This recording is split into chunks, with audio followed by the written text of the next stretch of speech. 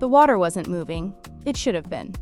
The slightest breeze, the faintest shift of weight should have broken the surface, sent a ripple spiraling outward, but it lay there, a mirror of impossible stillness.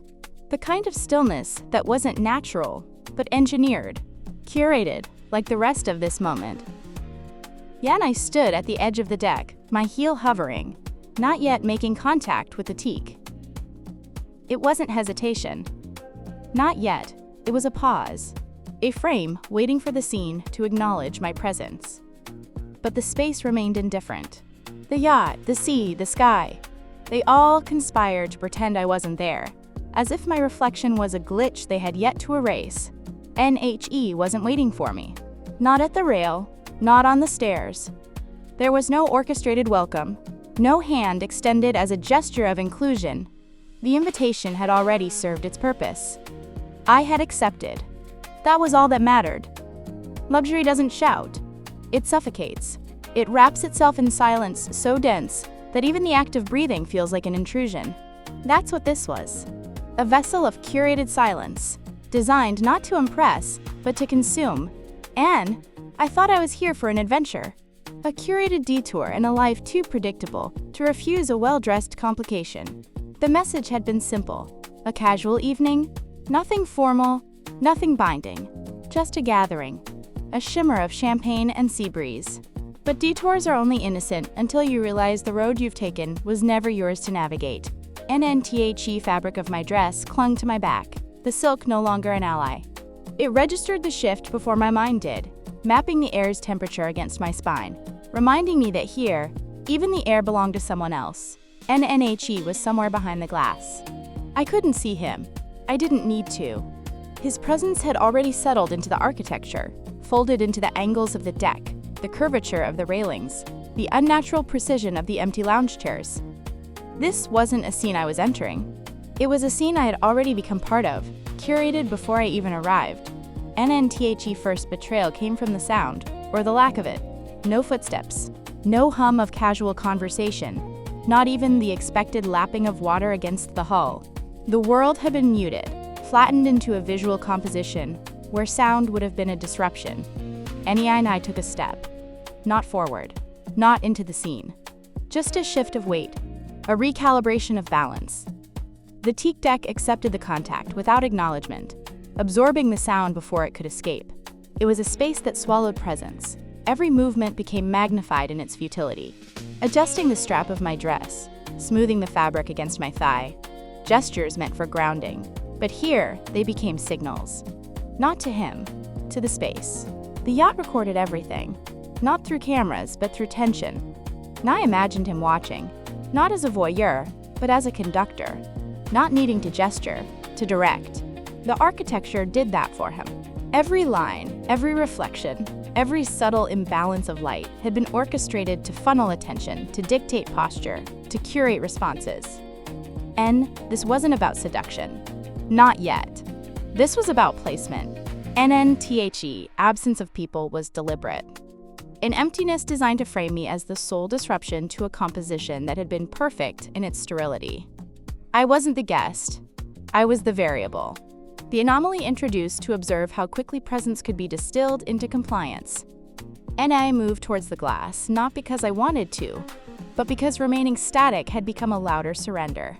The reflections warped as I approached, fragmenting my silhouette into a series of disjointed echoes. The glass didn't reflect me. It refracted me, bending the image until I could no longer recognize where I ended and the space began. There's a precise cruelty in being observed through layers that distort you.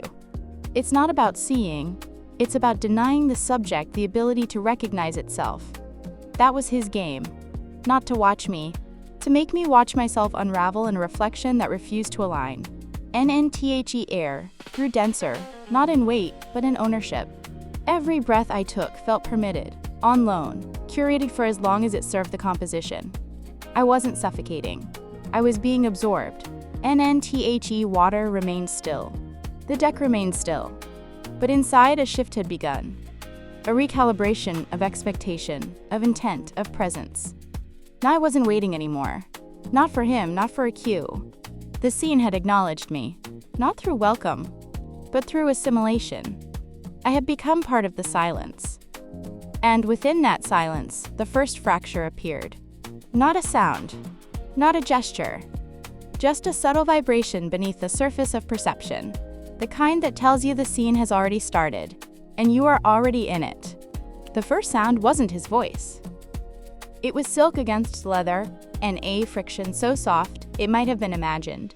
But in this curated silence, even imagined sounds became declarations. When I lowered myself onto the couch, the fabric betrayed me. It didn't slide. It sighed, a quiet, elongated breath, too deliberate to be ignored. This was no longer about sitting, it was about positioning. The lounge, with its meticulously arranged cushions and calculated angles, wasn't designed for comfort. It was designed to dictate posture. My posture. A silent negotiation I hadn't been invited to participate in. An NTHE couch yielded, but not in welcome. It yielded in containment, absorbing my weight while ensuring I understood the parameters of my presence. The silk of my dress, once fluid, now resisted. A subtle, continuous friction that mapped itself across the small of my back, up the line of my spine, embedding itself into the architecture of the scene. NNHE didn't need to approach.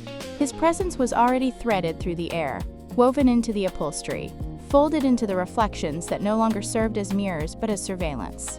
Every movement, no matter how minor, refracted through the glass, multiplied, archived, in an eye wasn't being observed. I was being catalogued. NNTHE champagne glass waited on the low table. Its placement wasn't an offering, it was a prompt, a visual command disguised as courtesy. My fingers hesitated, an instinctive pause that betrayed more than any word could. The glass was light, delicate, but when I touched it, it felt weighted, as if the liquid inside carried more than volume, as if lifting it would signal compliance. There's a subtle violence in being curated. You begin to adjust your own movements before the space can do it for you, a futile attempt to reclaim authorship over gestures that are no longer yours. I brought the glass to my lips, not to drink, but to disrupt the symmetry. The stem balanced between my fingers like a fragile contract, vibrating with the tension of an action I had not agreed to own. The champagne tasted of citrus, crisp and effervescent, but beneath the surface, it carried a metallic echo. The taste of being recorded, an NTHE act of placing the glass back onto the marble, was precise, rehearsed in the moment, yet the sound it made, crystal meeting stone, reverberated louder than it should have. In spaces like this, silence doesn't mute, it magnifies. NNHE remained unseen, but his absence had become directional. Every glance, every micro-adjustment of posture aligned toward where he wasn't, yet palpably existed. His presence wasn't spatial, it was gravitational. I shifted, a minor recalibration of spine and shoulders, but the friction returned, silk against leather. The quiet rasp of fabric forced into compliance with a surface that refused to yield. Every adjustment became a confession. Every attempt at comfort became a broadcasted signal. NNTHE air had altered, thickened, but not with heat, with expectation. Breathing remained effortless, but each inhale felt measured, each exhale documented. There's an intimacy in being watched from a distance that proximity can never replicate. It allows the observer to imagine, to project, to curate your reactions in real time. N and I could feel the architecture tightening. Not physically, but in intention. The yacht wasn't a vessel anymore. It was an installation, a gallery where I had become both exhibit and spectator, trapped in a loop of refracted glances and silent directives. NNTHE reflections in the glass walls no longer returned my gaze. They dissected it. Fragmented slivers of posture and breath, rearranged into a composition that no longer belonged to me. My image wasn't mine. It was an artifact, a visual placeholder curated for his observation. N and I adjusted the fall of my hair, a reflex meant to shield, but the movement backfired. The strands caught the light, refracting it, amplifying my discomfort. In this space, concealment became exposure. Every protective gesture was reinterpreted as participation. NNHE hadn't spoken. He didn't need to. The environment did the articulation for him. Each carefully placed object, each meticulously crafted silence, functioned as a line of dialogue more invasive than words, and I placed my hand against the edge of the marble table. It was cold, deliberately so, engineered to contrast the warmth of skin, to remind you of your own biological presence against the clinical perfection of designed space. My fingers remained there, an anchor masquerading as choice. NN, friction of silk against leather continued, not as sound, but as vibration, resonating through the architecture of my body. This wasn't tension in the conventional sense. It was containment refined into an art form. I wasn't resisting. Resistance implies a chance of defiance. This was absorption, a systematic erasure of edges until the concept of movement became obsolete. And yet, within that absorption, a shift occurred. NNNOT in the space. NNNOT in him. And in me. Quiet recalibration of intent. The realization that, while the environment curated my posture, it couldn't dictate my presence. That even in stillness, there existed a gravity of refusal. NNTHE couch creaked. A sound so minute, so delicate, yet it echoed with disproportionate intensity. Not because of its volume, but because of its defiance. A vibration that declared, silently, that assimilation had a threshold. NNHE would hear it. NNBUT the space would. Air doesn't shift. It invades. It begins imperceptibly, a recalibration of density, a subtle thickening that your skin registers before your mind can catch up. I was still seated, still poised within the architecture designed to absorb me, but the air had betrayed its neutrality. Breathing remained effortless, yet each inhale came with a foreign weight, as if oxygen had been laced with an intention not my own. NNHE hadn't moved. I hadn't seen him, but his presence had migrated into the atmosphere, threading itself into the molecules surrounding me. It wasn't proximity, it was occupancy. The space between us had ceased to exist in the way distance defines separation. Now it defined absorption. NNTHE reflections on the glass no longer fragmented me. They refracted his absence. The distortion shifted subtly, aligning the silhouette of the room into angles that funneled toward where he wasn't, yet undeniably was. It was a gravitational pull without movement, a drift not of body but of control. NNTHE silk of my dress, once complicit in my containment, had turned against me. Each shift of posture, each micro-adjustment sent vibrations through the fabric, tracing lines of tension that felt mapped in advance. I could feel the environment anticipating my movements, choreographing gestures I hadn't yet decided to make. And I placed my hand on the marble again, not as an anchor, but as a recalibration. The surface no longer offered contrast. It had adapted to my warmth, neutralizing its intended shock value. What had once been a surface to contain now became an extension of my breath. But even that contact felt compromised, a connection that served the room more than it did me. An escape wasn't an option. Not physically. The exits remained visible, but irrelevant. This wasn't a space designed to imprison through walls. It imprisoned through assimilation. The more you occupied it, the less you existed as separate. And I could feel the drift intensifying. Not through motion, but through alignment. The space beneath my skin no longer belonged solely to me. Each breath I took felt negotiated, filtered through the lingering trace of his unseen presence. The air had texture now, a fine-grained tension that settled onto my collarbones, coiling into the hollow between breath and thought. There's a precise cruelty in being inhaled by a presence that doesn't need to touch you.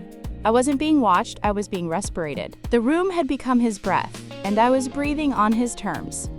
NNTHE urged to move, to disrupt the choreography, surged beneath the surface. But every potential gesture felt anticipated, already framed by the architecture.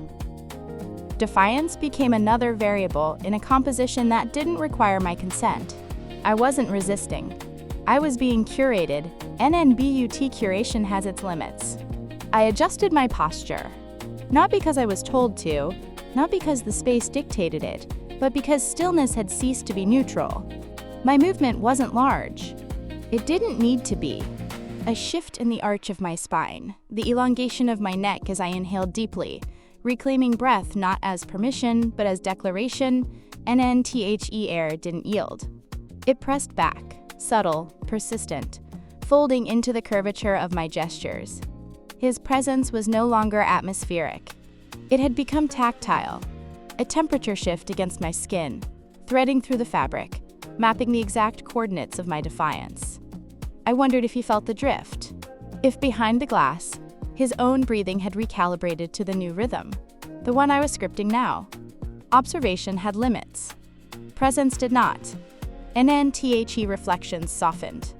The glass no longer dissected me into fragments of posture and breath. Instead, it offered a mosaic, still distorted, but unified in its distortion. I wasn't being watched through the glass. I was cohabiting its surface, embedded into the architecture of its tension. NNTHE silk sighed against my ribs, a continuous friction that no longer felt like containment. It had become a dialogue. Each vibration, each microshift in texture was a question, and my breath provided the answer. It wasn't about permission anymore. It was about resonance. NNTHE air grew warmer, not oppressive, but intimate. The kind of warmth that doesn't suffocate, but infiltrates. It curled around my wrists, settled into the space beneath my sternum, threaded through the pulse points at my throat. His presence had transitioned from observation to inhabitation. NNBUT within that inhabitation. A reversal had begun. NNTHE, more the air pressed, the more I expanded within it. The space designed to absorb was now accommodating. My breath, once curated, had become the metronome. Each inhale reset the cadence, each exhale realigned the gravity of the scene. Then I placed my hand flat against the marble, not for balance, but for confirmation. The surface acknowledged the contact, its chill neutralized by the heat that now emanated from within. I wasn't being anchored. I was anchoring. NNTHE drift had ceased to be passive. It had become kinetic. A controlled reclamation of presence, not through force, but through refusal to be absorbed. NNHE hadn't moved, but the distance had collapsed. The space between us wasn't measured in meters. It was measured in breath, and right now the breath belonged to me. NNTHE yacht remained still. The sea remained indifferent. But within that curated stillness, the architecture of control had begun to fracture. Not through confrontation, through expansion. And somewhere behind the glass, whether he acknowledged it or not, the dynamic had shifted. And I wasn't moving toward him. NNHE was being drawn into me. Combustion isn't loud, NNNOT, when it's this precise. Not when the flame ignites from within and the architecture is designed to pretend nothing is happening. I remained seated, poised in the exact posture the space had curated for me. To anyone observing, I was still part of the composition, a visual element seamlessly integrated into the silence. NNBUT within. The collapse had begun. It wasn't fear. Fear is chaotic. This was methodical, a controlled ignition of breath, of pulse, of presence that no longer needed the space's permission to expand. The air had stopped pressing against me. It had begun to ripple outward, adjusting itself to the cadence of my exhale. NNHE was still there, behind the glass, unmoving, unreadable. His presence, once invasive, had been absorbed, inverted. The gravitational pull had reversed. I wasn't navigating his design anymore. He was suspended in the atmosphere of mine. NNTHE. Reflections in the glass had softened. They no longer refracted. They absorbed. My silhouette wasn't fragmented. It was multiplied, layered into the scene like a pulse threaded through the yacht's silent architecture. Every breath I took wasn't a sound. It was a vibration, resonating through the cushions, the marble, the glass. NNTHE fabric of my dress clung differently now, not as a constraint, but as an extension.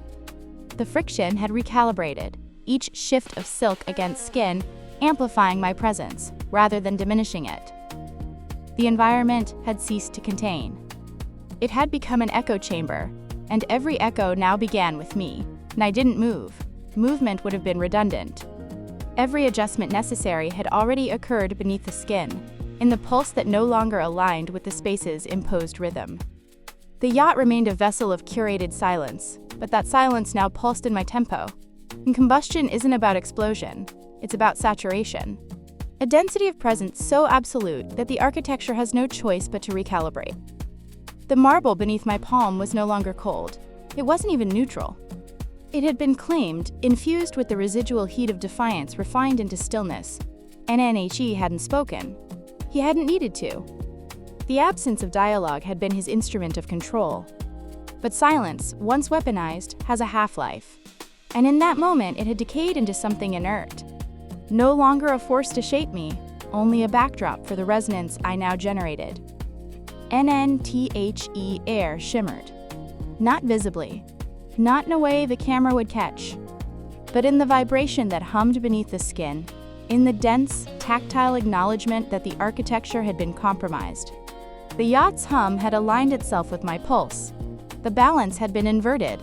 There's a precise violence in reclaiming space without disrupting its surface. I wasn't performing for him.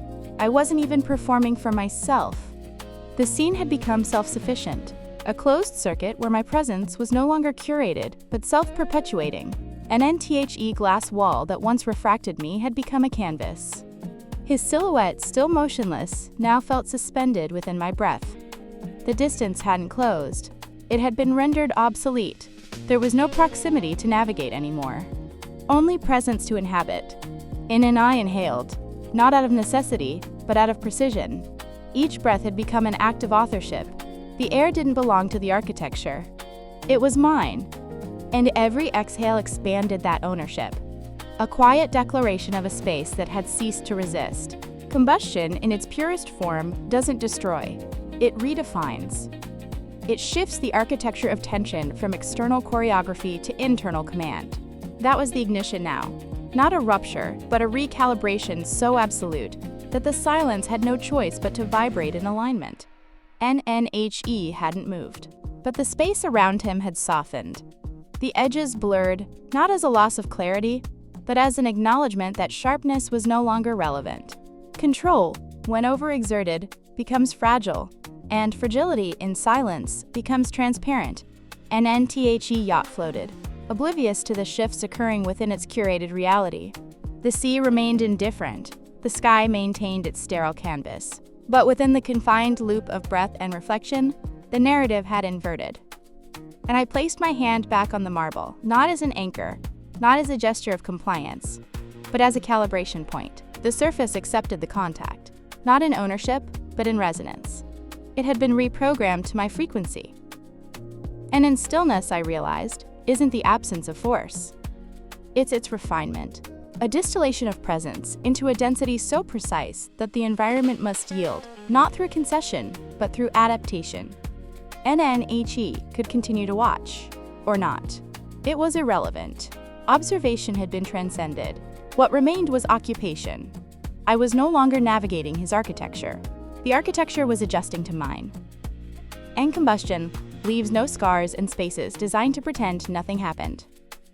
But it leaves resonance, a silent vibration that persists, looping through the architecture. A permanent recalibration of presence, and I remained seated. And I had already shifted the room. The echo doesn't fade. It loops. In spaces like this, endings are never permitted the dignity of silence. They linger, suspended in the architecture, replaying in the reflections, in the calibrated density of the air. I was still seated, but the departure had already begun, not in movement, not in gesture, but in the subtle recalibration of breath. NNHE remained behind the glass, unmoving, a silhouette no longer sharp, no longer commanding. His presence had softened, diffused into the echo chamber we had built in silence. Observation had ceased to be an act of control. It had become an act of endurance. NNTHEC outside had darkened into a matte expanse. Not a mirror now, but a canvas. It refused to reflect. The water understood what the architecture tried to deny, that reflection is only a function of light, and light can be withheld. I no longer needed to see myself to know I was still here. And I stood. The movement wasn't a rebellion. It was a continuation. Fluid, seamless, absorbed into the environment that had already begun to recalibrate. The yacht didn't shift. The deck didn't creak. My presence had been threaded so deeply into the silence that even my departure aligned with its rhythm. NNTHE marble, beneath my fingers, released its residual heat as I lifted my hand. A quiet acknowledgement of contact concluded. The surface, once a cold command of compliance, now felt neutral. Not in defeat, in acquiescence. I had outlasted its purpose. NNHE didn't react, but reaction was no longer the currency of this exchange. The scene had transcended action. What remained was resonance, a vibration that neither of us needed to ignite again. It would persist, looped into the fibers of the space, echoing long after physical presence had vacated.